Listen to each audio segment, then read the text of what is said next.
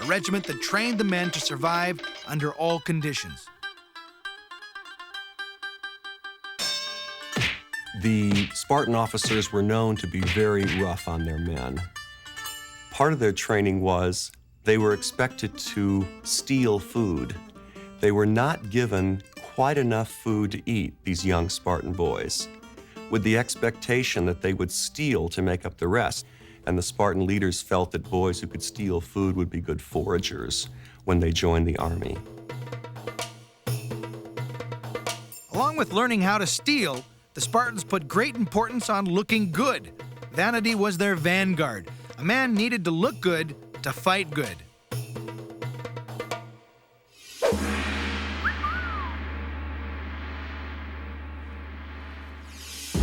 What made the Spartans stand out on the battlefield were their combat fatigues.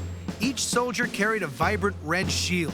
By the way, the big V-shaped emblem on their shield was some ancient Greek fraternity symbol which stood for the Lacedaemonians. This was the formal name given to the Spartans.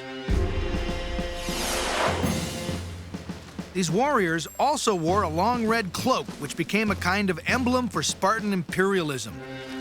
It also camouflaged the blood if wounded. The Spartans' most distinctive feature was their long hair. In fact, they were known to casually comb their long locks on the front lines just to psych out the enemy.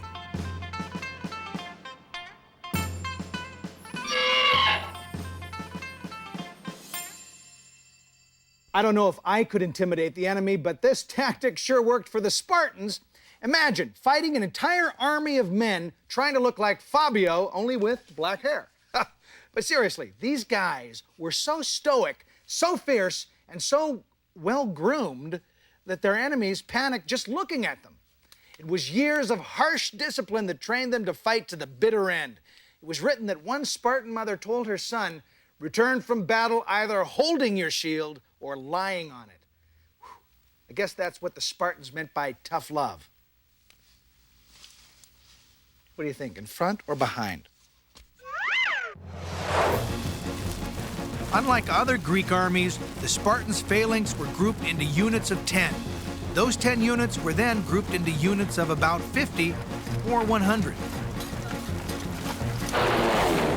Then, of course, there were the specialized units such as the cavalry, archers, and javelin throwers.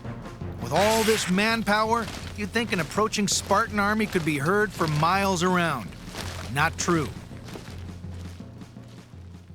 In the case of the Spartans, we're told that they were quiet, and this was intentional because it had the opposite effect. They marched into battle to the music of flute players, and they did not run, so they walked, and that would have a sense of, I think, terrifying dread.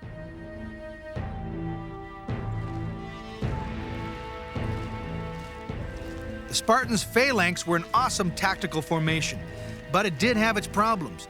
It was tough to maneuver or change direction, being soldiers were packed in like sardines and holding such long spears. It was just as easy to get pierced by your comrade behind you as it was by the enemy in front of you.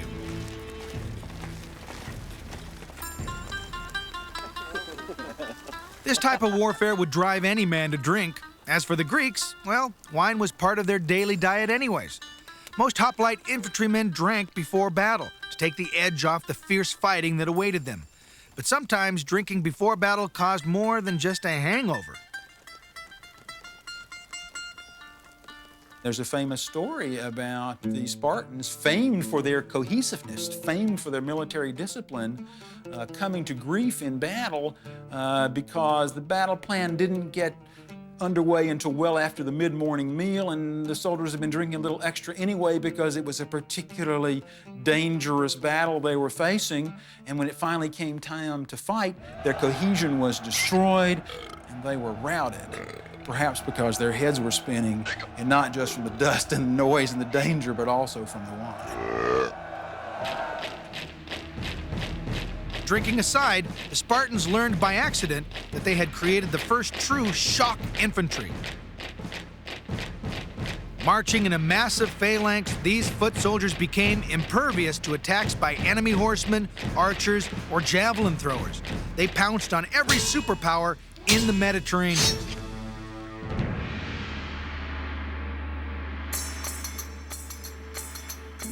In 500 BC, the Persian king Darius began taking control of Greece. Many small city-states had surrendered, but Sparta and her sister state, Athens, stubbornly refused to give in.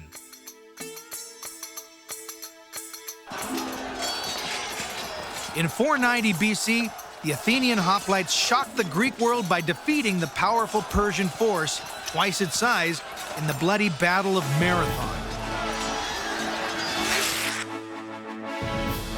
The Persians lost 6,400 troops.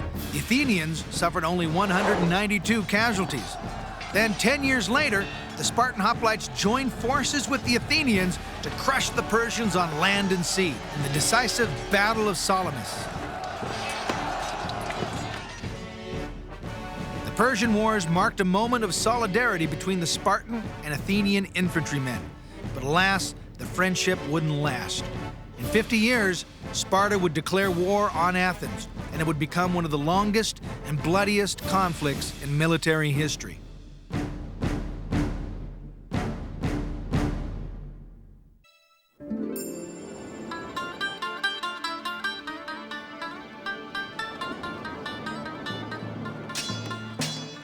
By the 5th century BC, the Greek armies were known throughout the Mediterranean as superb fighting machines.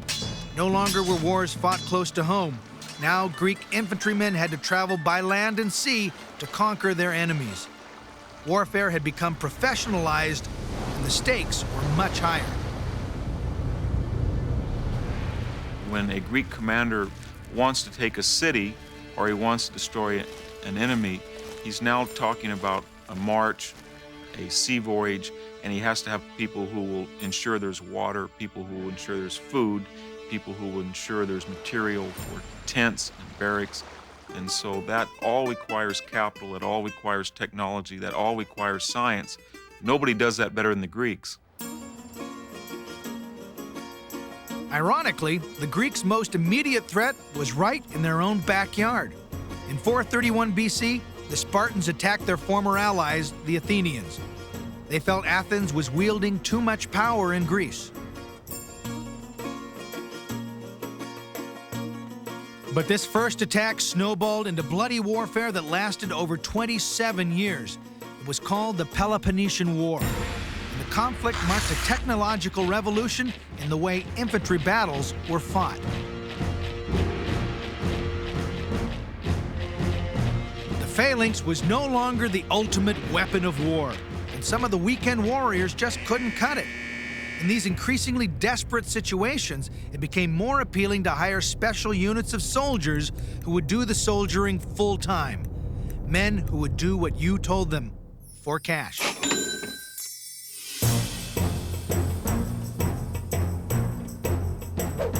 Both Sparta and Athens began employing mercenaries. These light-armed infantrymen were basically hired assassins. If paid enough money, these professional thugs were prepared to attack even their own town. This kind of discipline and this kind of specialization was obtainable in mercenary service, and so if you could pay, then you could get a higher level of technical prowess and a higher level of discipline in these mercenary troops. The danger being, of course, if somebody offered to pay them more, they were out of there. On the very eve of battle, mercenaries were known to change sides if the price was right. But the reality of Greek warfare was so grim, it often wasn't worth the price, no matter how much you were paid. It was not a cool, detached experience like a video game shooting little electronic missiles off into the sky. It was you sweating, smelling the sweat of your fellow soldiers, smelling their excrement when in fear they voided their bowels, stomping over the bodies of your fallen and moaning and crying companions. That was the reality of Greek warfare. The reality of actually surviving a battle if you were injured was nil to none. There were some army doctors around who could bind up a punctured wound, They could even concoct some homeopathic remedies derived from local plants, but essentially, they were powerless in the face of infection. Many times, soldiers called on a higher power to aid them on the bloody battlefields. You see, the Greeks believed their divine gods hovered over them during battles, kind of like their guardian angels. The only problem came when Greeks were fighting Greeks, and they both were worshiping the same gods. In the case of the Peloponnesian War, the gods finally sided with the Spartans. In 404 BC, they conquered the weakened Athenian army.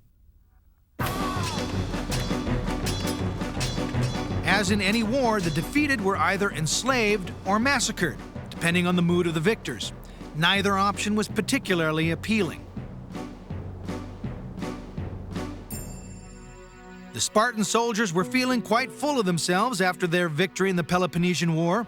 Now, for all intents and purposes, they owned the Mediterranean. But their glory wouldn't last long. In the northern Greek state of Macedon, King Philip II was secretly building up the most powerful infantry the world had yet seen. His mission was to conquer all of Greece, then the entire Eastern world.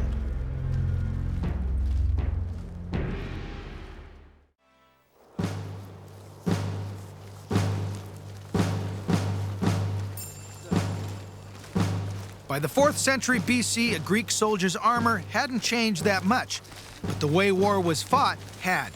A 23-year-old upstart had elevated the act of killing into a science. His name was King Philip II. In 359, he became King of Macedonia, a region in northern Greece. Now Phil, as close friends called him, was a charismatic leader and a strategic whiz. He created the ultimate tactic in conquering his enemies. He realized that he needed a heavy infantry accompanied by a large-scale cavalry. Now, we're not talking about hundreds of men on foot and horseback. King Philip built up an army made of 30,000 to 40,000 men. He organized a new kind of phalanx. He armed his men with lances 17 to 21 feet long. Unlike the spears of the earlier hoplites that could be carried in one hand, these monsters required both hands. The trade-off was that to carry all of that weight, they couldn't carry such a big shield. They probably didn't want to have a bronze breastplate either. But this meant that if groups of men could be trained to work together with these enormous lances, then they could form a block like some giant menacing porcupine advancing against your line, and basically, like a boxer with a much greater reach, knock you out if you weren't equipped with spears of the same length. Freed up from all that armor, Philip's infantrymen became an unstoppable fighting machine. They formed a phalanx of 36 battalions containing 256 men, each equipped with the long two-handed spear. Philip created another ingenious tactic. He ordered his troops to march backwards in a phalanx. In doing so, his enemies were left wondering, are they coming or going?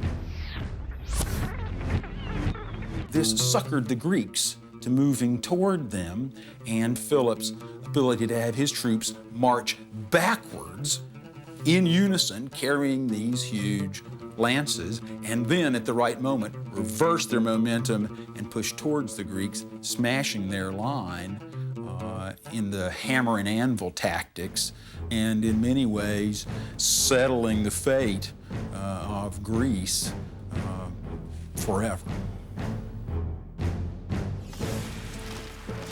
Philip treated his soldiers very well for their agility on the battlefield. He paid them regularly and even offered them a retirement plan after their service. It's no wonder that some soldiers served in his army for over 20 years. The last thing I think to remember is that Philip never really loses a pitched battle, and these men very quickly realize that if they do what Philip tells them, If they're armed like Philip arms them, if they follow his orders, they don't lose.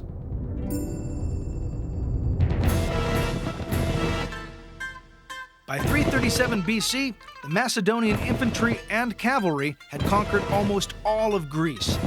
But Philip didn't survive long enough to bask in the glory.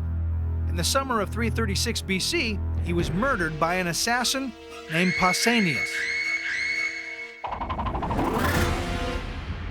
Philip's death spread fear and doubt amongst his soldiers. Would the most powerful army in the Eastern world survive without him? Luckily for the Macedonians, King Philip's 23-year-old son, Alexander III, was ambitious enough to fill his father's shoes. As commander-in-chief, he eventually became known as Alexander the Great.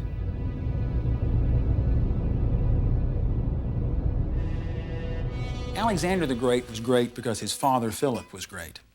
His father Philip turned the Macedonians into a fighting force that couldn't be stopped by Greeks or Persians. Alexander was famous because, like his father, he was charismatic. People wanted to follow him, and because he was absolutely reckless in danger.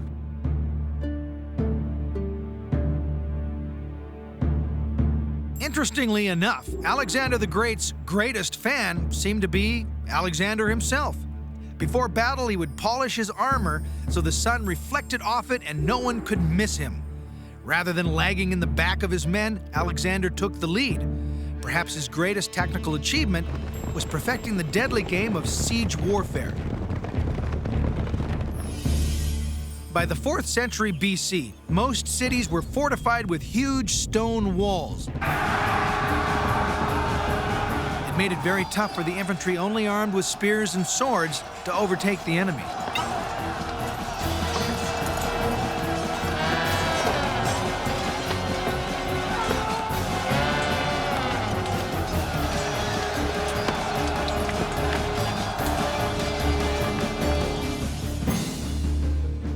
Alexander's army eventually developed the artillery powerful enough to blast right through the stone fortresses. His men used catapults and flamethrowers to knock the defenders off the top of the walls, while at the same time, their comrades were smashing through the gates to the city using battering rams. They developed siege towers, which were often built on wheels and could be wheeled up to a wall, and the archers atop the tower could clear the wall of defenders, and the wall could be undermined or battered down. There were also very elaborate techniques used in undermining walls by, for example, building tunnels and so forth.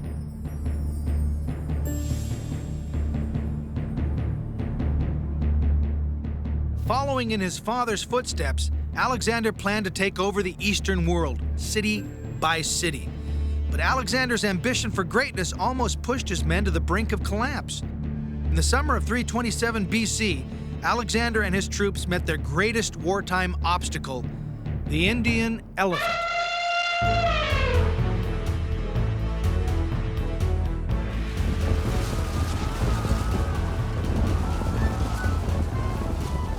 While crossing the Hindu Kush, the Macedonians were opposed by an Indian army riding on over 200 elephants. Now, the Greek cavalry had never come face to face with elephants before. Their horses went absolutely berserk when seeing these immense creatures over twice their size for the first time. They were intimidating enough to make anyone run in the opposite direction.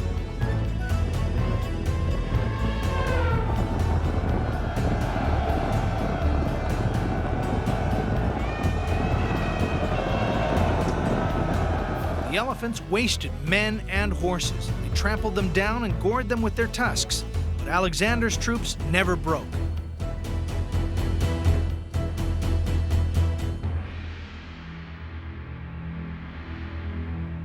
The Macedonian army eventually won the battle, but they suffered terrible casualties. Alexander wanted to avenge the losses by conquering India, but his men refused to go. They were exhausted and had nothing left to give. For many of them, Alexander the Great had become Alexander the Not-So-Great.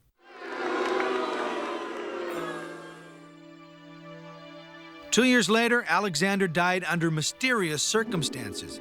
He was only 33 years old. Some say he was poisoned. Others claim he contracted malaria.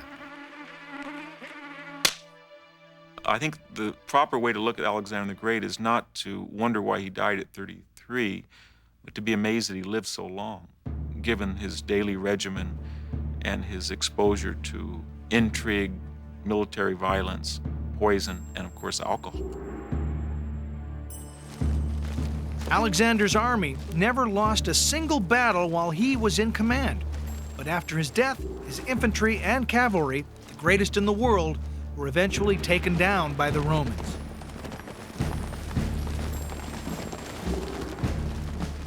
In many ways, the Romans carried on the spirit of Alexander and the foot soldiers who fought beside him. You look back and trace the evolution of Western warfare. It begins in Greece, and it begins nowhere else and no earlier than Greece. And the legacy is twofold. Western warfare appears as a dynamic, frightening enterprise, but it also appears, and this is the irony that's often forgotten, that the army serves society rather than vice versa.